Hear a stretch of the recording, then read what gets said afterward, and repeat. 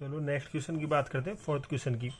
Fourth question क्या है आपका कि how long a current of 2 ampere has to be passed through a solution of AgNO3 to coat a metal surface of 80 centimetre square with 5 micrometre thick layer density of silver is equal to 10.8 gram per centimetre cube.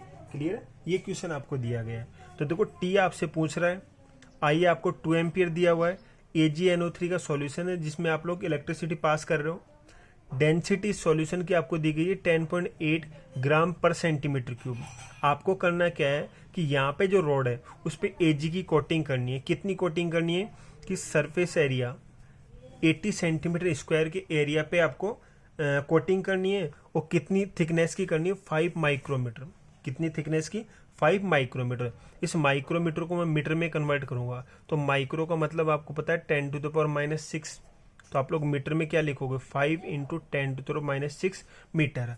अब metre की भी आपको पता है कि 10⁻² centimetre लिखते हैं, क्योंकि बाकी सारी यूनिट सेंटीमीटर में, तो सेंटीमीटर में कन्वर्ट करेंगे।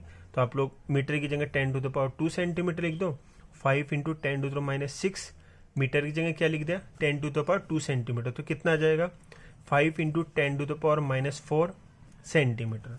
क्लियर है, आपको Ag की कोटिंग करनी है 80 सेंटीमीटर स्क्वायर एरिया पे, और उसकी थिकनेस कितनी होगी 5 × 10⁻⁻4 सेंटीमीटर। दोबारा देख लो कैसे किया, माइक्रोमीटर आपको दिया हुआ, तो माइक्रो का मतलब क्या होता है, 1 माइक्रो का मतलब होता है 10⁻⁻6 मीटर। 1 माइक्रो का मतलब क्या होता है 10⁻⁻6 मीटर। तो 5 आप लोगों ने लिख दिया, माइक्रो की जगह क्या लिख दिया 10⁻⁻6, और ये मीटर। अब मीटर की मतलब क्या होता है 10⁻² सेंटीमीटर। तो 5 × 10⁻⁻6 तो लिख दिया, और 10⁻² सेंटीमीटर लिख दिया मीटर की जगह। तो क्या आ जाएगा 5 × 10⁻⁻4 सेंटीमीटर। क्लियर है यहाँ तक? चलो, तो हमें ये बताना है कि इतने एरिया में इतनी थिकनेस की आपको लेयरिंग करनी है, तो कितने टाइम तक आप लोगों को 2 एम्पियर करंट पास करना होगा। क्लियर है, तो आपको पता है कि टाइम हम लोग निकाल सकते हैं यदि हमारे पास चार्ज हो। ठीक है, कितना मास, चार्ज कब निकाल सकते हैं जब कितना मास डिपॉजिट किया हो, ये आपको पता हो। क्लियर है, तो इसका मास हमें निकालना है।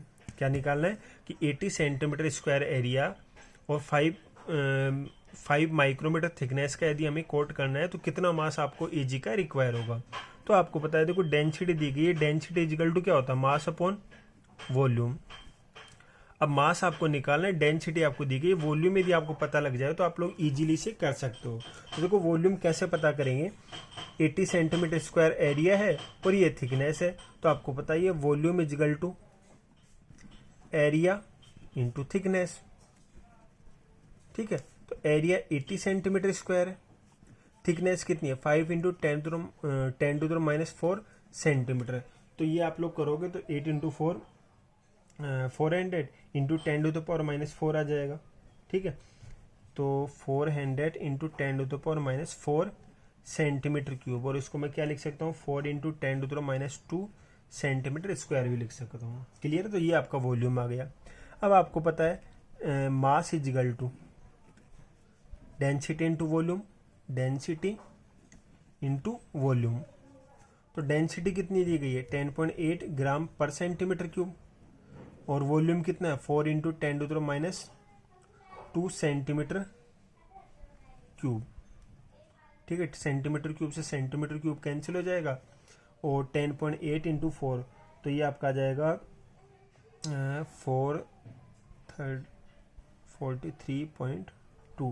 43.2 और 10⁻², ऐसे कैसे लिख देंगे। तो इसको मैं यूँ भी लिख सकता हूँ 4.32 × 10⁻⁻1 ग्राम। ठीक है, लिख सकता हूँ। चलो, तो ये आपका यहाँ पे मास आ गया। अब तो आपको कोई दिक्कत नहीं होगी, अब आपको कोई दिक्कत नहीं होगी। देखो टाइम आपको बताना था, आइए आपके पास दिया हुआ था, डेंसिटी दी गई थी और आपको एरिया और थिकनेस दी गई थी। तो एरिया और थिकनेस से आपने वॉल्यूम निकाल लिया, डेंसिटी और वॉल्यूम से आप क्या निकालोगे मास निकालोगे। वॉल्यूम एरिया इंटू थिकनेस, ये आपका वॉल्यूम आ गया, और मास आप लोग डेंसिटी इंटू वॉल्यूम से निकालोगे। तो आपको वॉल्यूम कितना मास आ गया 4.32 × 10⁻⁻1 ग्राम। इसको मैं 0.432 ग्राम भी लिख सकता हूँ। तो इतने ग्राम Ag आपको रिक्वायर होगा इतने एरिया को कवर करने के लिए। ठीक है, अब इतना Ag कितने चार्ज में आएगा वो देख लेते हैं। तो नेक्स्ट पार्ट हम लोग करते हैं इस क्वेश्चन का। डब्ल्यू की वैल्यू आ गई 0.432 ग्राम, ठीक है। इक्वलेंट मास Ag का आपको पता ही होता है 108 ग्राम।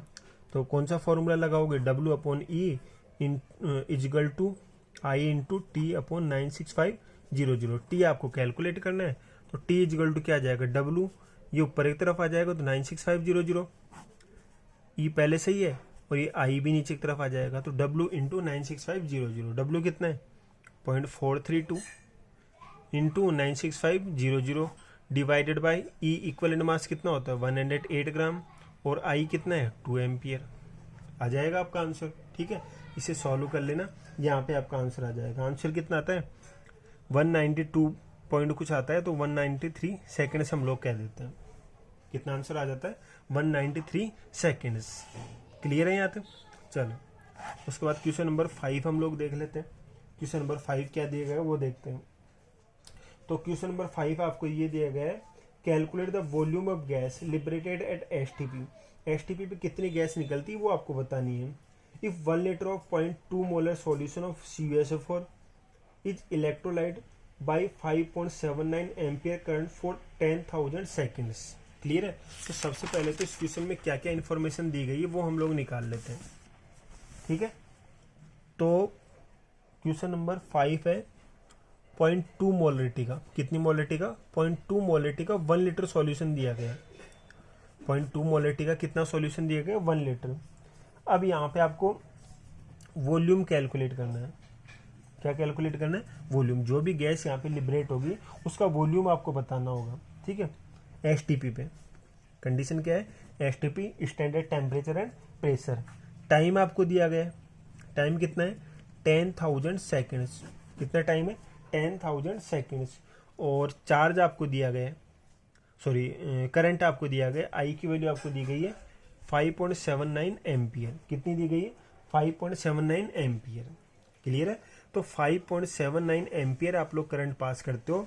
कितनी देर तक पास करते हो 5.79 एम्पियर आप लोग करंट पास करोगे 10,000 सेकेंड्स तक, ठीक है। तो यहाँ पे जो भी गैस यहाँ पे गैसेज यहाँ पे रिलीज हो रही हैं तो उनका कितना वॉल्यूम यहाँ पे रिलीज होगा वो आपको बताना है।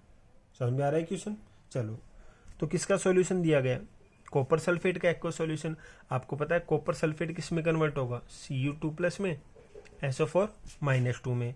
और एक्वा सॉल्यूशन है तो H2O भी यहाँ पे किस में कन्वर्ट होगा H प्लस में, OH माइनस में। क्लियर है यहाँ तक?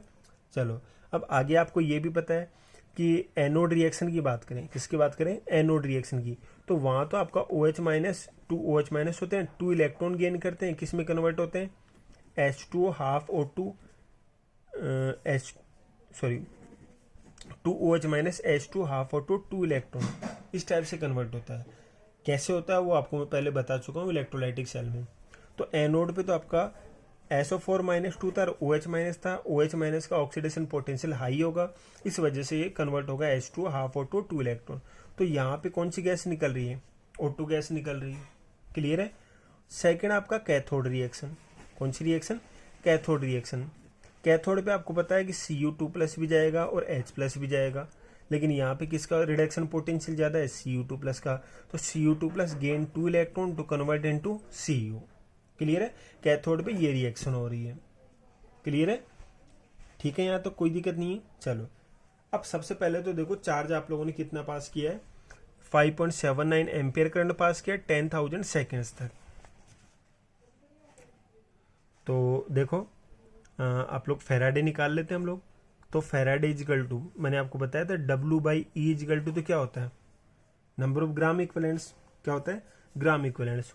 और ये किसके इक्वल होते हैं फेराडे के। और फेराडे इजकल टू क्या होता है I इंटू टी अपॉन 96500। तो I इंटू टी अपॉन 96500, इससे हम लोग निकाल सकते हैं कितने फेराडे होंगे। तो number of faraday equal to I तो कितना है 5.79 इंटू 10,000 डिवाइडेड बाय 96500। तो कितने फेराडे चार्ज आप लोगों ने पास किया वो आ जाएगा। 0 से 0 कैंसिल हो जाएंगे। अब इसे सॉल्व करेंगे तो 5.79 इंटू 100 और डिवाइडेड बाय 96500। तो इसको सॉल्व करते हैं तो हमारा आंसर आ जाता है 0.6 फेराडे। कितने फेराडे चार्ज पास किया है 0.6 फेराडे। क्लियर है यहाँ तक? चलो, तो एनोड पे आपका 2 OH माइनस है। कितना OH माइनस है? 2 OH माइनस, और हाफ O2 बना रहा है। क्या क्या बना रहा है? Half O2। कितने इलेक्ट्रॉन रिलीज हो रहे हैं? 2 इलेक्ट्रॉन। तो half mole O2, half mole O2, इसके लिए कितने इलेक्ट्रॉन रिक्वायर होंगे? 2 मोल इलेक्ट्रॉन। 2 मोल इलेक्ट्रॉन को मैं क्या कह सकता हूँ? 2 फैराडे। क्या बोल सकता हूँ? 2 फैराडे। यदि आप लोग हाफ मोल ऑक्सीजन पास करते हो तो 2 फैराडे चार्ज आपको रिक्वायर होगा। क्लियर है यहाँ तक? कहना मतलब हाफ, और ये आपका 2 फैराडे।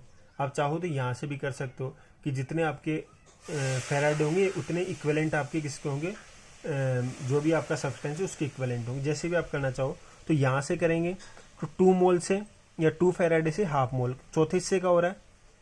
ये आपका 2 मोल है और ये आपका हाफ मोल को मैं 0.5 कह सकता हूँ, तो इसके चौथे हिस्से का हो रहा है। इसका 4 गुना आपको चार्ज रिक्वायर होगा। तो यहाँ पे आपके पास चार्ज कितना है? 0.6 फैराडे। कितना चार्ज है? 0.6। तो इसका फोर्थ पार्ट क्या हो जाएगा? 0.15। कितना जाएगा? 0.15 मोल। तो यहाँ पे 0.15 मोल आपकी ऑक्सीजन गैस रिलीज होगी। आप चाहो तो यहाँ से कर लो, वह हाफ मोल O2 के लिए 2 फैराडे चार्ज रिक्वायर है, तो 0.6 फैराडे चार्ज यदि आपके पास होगा तो 0.15 मोल ऑक्सीजन गैस रिलीज होगी। ठीक है, यहाँ तो यहाँ से कर लो, या फिर आपको पता ही है कि number of gram equivalents equal to number of faraday. तो कितने फैराडे? 0.6 फैराडे। तो ऑक्सीजन के कितने ग्राम इक्विवेलेंट्स होंगे? 0.6 ग्राम इक्विवेलेंट्स ऑफ ऑक्सीजन, ये भी आप लोग कह सकते हो, equal to 0.6 faraday. 0.6 faraday charge यदि आप लोग पास करोगे तो 0.6 ग्राम इक्विवेलेंट्स किसके आ जाएंगे? ऑक्सीजन के आ जाएंगे। जैसे भी आप लोग करना चाहो, मोल से निकाल के या फिर ग्राम इक्विवेलेंट से निकाल, वैसे जैसे भी आप चाहो कर सकते हो। मोल से निकालते हो तो 1 मोल का वॉल्यूम आपको पता होता है, STPP कितना होता है? 26.4 लीटर। 1 मोल का वॉल्यूम कितना होता है? 22.4 लीटर। तो उससे मल्टीप्लाई कर लेंगे वॉल्यूम के लिए। और ग्राम इक्विवेलेंट की बात करें तो ऑक्सीजन के 1 ग्राम इक्विवेलेंट, ऑक्सीजन का मास आपको पता है 32 ग्राम होता है। चार्ज कितना होता है? -2 सिंगल का, तो 4 के लिए 2 के लिए 4 होगा, तो कितना आ जाता है? 8 ग्राम। 8 ग्राम का वॉल्यूम कितना होता है? 5.6 लीटर। तो ऑक्सीजन के 1 ग्राम इक्विवेलेंट का वॉल्यूम कितना? तो 5.6 लीटर। तो आप चाहो तो यहाँ से भी कर सकते हो कि 0.6 ग्राम इक्विवेलेंट को 5.6 से मल्टीप्लाई कर दो। अब आपकी मर्जी, जैसे भी करना चाह रहे हो। मैंने आपको बताया था 0.15 मोल निकल रहे हैं, तो 22.4 लीटर से हम लोग मल्टीप्लाई कर देंगे। तो देखो, एक तो ऑक्सीजन गैस निकल रही है। दूसरा, आपने जो CuSO4 लिया था वो कितना लिया था? 0.2 मोल। कितना लिया था? 0.2 मोलरिटी का लिया था। इसका मतलब ये हुआ 0.2 मोल। 1 लीटर सॉल्यूशन है तो इसका मतलब 0.2 मोल ही होगा। कॉपर यहाँ पे डिपोजिट हुआ था। क्या डिपोजिट हुआ था? कॉपर 2+2 इलेक्ट्रॉन गेन किए थे और किस में कन्वर्ट हुआ था? Cu में। क्लियर है यहाँ तक? चलो, तो Cu2+2 इलेक्ट्रॉन गेन करके Cu में कन्वर्ट होगा। तो यहाँ पे 1 मोल के लिए कितने इलेक्ट्रॉन रिक्वायर होंगे? 2 मोल। आपके पास कितना मोल है? 0.2 मोल। कितना Cu2+ होगा? 0.2 मोल। तो कितने मोल इलेक्ट्रॉन रिक्वायर होंगे? 0.4 मोल। कितने मोल इलेक्ट्रॉन रिक्वायर होंगे? 0.4 मोल। 0.4 मोल को मैं 0.4 फैराडे भी तो कह सकता हूँ। आपके पास कितना चार्ज था? 0.6 फैराडे। काम कितना है? 0.4 फैराडे। बाकी कितना बच गया? 0.2 फैराडे। बाकी क्या कितना बच गया? 0.2 फैराडे। तो ये जो 0.2 फैराडे चार्ज है, कॉपर जब सारा डिपॉजिट हो जाएगा उसके बाद किसको डिपॉजिट करेगा? H+ को। H+ भी तो बनाते हैं यहाँ पे। तो H+ जो होगा 2H+ लेंगे, 2 इलेक्ट्रॉन गेन करेंगे, किस में कन्वर्ट होंगे? S2 में। तो देखो, 2 मोल H+ के लिए, या फिर मैं ये कह दूं कि 1 मोल H2 के लिए, 1 मोल H2 के लिए 2 मोल इलेक्ट्रॉन रिक्वायर है। आपके पास चार्ज 2 मोल इलेक्ट्रॉन रिक्वायर है। तो यहाँ पे देखो, आपके पास कितना चार्ज है? 0.2 फैराडे। कितना फैराडे? 2.2 मोल को आप लोग 2 फैराडे भी तो कह सकते हो। तो 0.2 फैराडे है, तो ऑक्सीजन हाइड्रोजन कितनी डिपॉजिट होगी? 0.1 इक्विवेलेंट, 0.1 मोल कह दो क्योंकि मोल में हम लोग ले रहे हैं। तो 2 मोल इलेक्ट्रॉन यदि H+ को देते हैं तो 1 मोल H2 गैस यहाँ पे डिपॉजिट होती है। आपके पास 0.2 फैराडे चार्ज बच रहा था, तो 0.2 फैराडे देंगे तो आधा बन जाएगा, 0.1 मोल बन जाएगी आपकी। ठीक है, तो 0.1 मोल तो हाइड्रोजन गैस बन रही है और 0.15 मोल कौन सी गैस बन रही है? Oxygen gas. तो अब कर लो। तो इधर मैं कर देता हूँ, देखो 0.15 मोल तो ऑक्सीजन गैस के हैं और 0.10 मोल किसके हैं, हाइड्रोजन गैस के। टोटल कितना हो जाएगा, 0.25 मोल।